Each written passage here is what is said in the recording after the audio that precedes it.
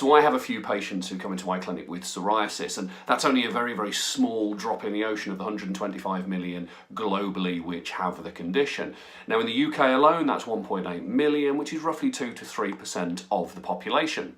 Now the physical, social, financial and psychological effects of psoriasis are absolutely huge and probably don't get taken into account. But the question is, what exactly is psoriasis? So psoriasis is an autoimmune condition which affects the skin and the nails, and there's many different types of it. It's characterised by an increased skin cell turnover, which leads to an accumulation of skin cells on top of the surface of the skin, the superficial layer, and they're called plaques. Now these are generally red and inflamed. Sometimes they can be itchy, sometimes they can bleed as well, but what you do tend to get is a very characteristic silver sheen to the area as well.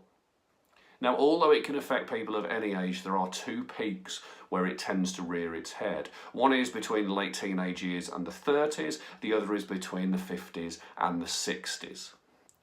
There are lots of causes implicated, from stress and anxiety through to changes in medications, through to environmental and inherited factors too. Now, as podiatrists, we see the effects on the skin and nails of the feet.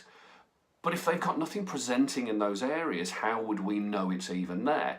Now, for most of us, we'll pick this up during the history, the questioning and examination. What we also find is that in certain times of the year, if they may be wearing a short sleeve top, if it's summer, we might spot psoriasis plaques elsewhere and ask questions about it then. Now, I've talked about the red plaques that we see, but in terms of effects on the nails, what you tend to find is you get these very small punched holes which appear on the nail surface. And sometimes it's confused with a fungal nail infection, but the treatment is very, very different. And if there are psoriatic changes to the nail, we tend to be a little bit more heightened to the possible presence of some joint involvement as well, because there's a quite high correlation between psoriatic nails and psoriatic arthritis. And they estimate that something like 80% of people with psoriatic arthritis will also have nail involvement. So it's something we're very, very attuned to. And it's not always the case, but it does make my spider senses tingle just a little bit. And if we do suspect there is a psoriatic arthritis at play, what we would do is make a referral to a rheumatologist for further assessment and management. But for most people, psoriasis is treatable, although it's not curable. There are things which can be done to actually manage the symptoms.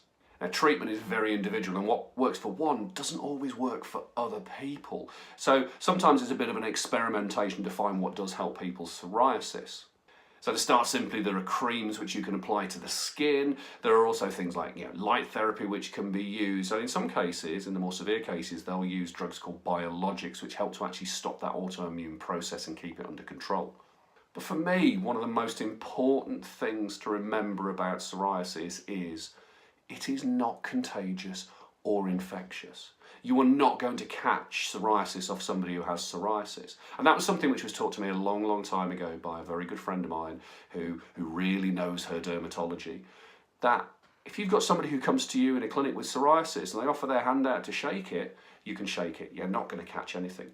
And actually, these people with psoriasis are already worried about the appearance of it. So if you're not going to shake their hand, how's that going to make them feel? So it's important to remember that it's not contagious or infectious.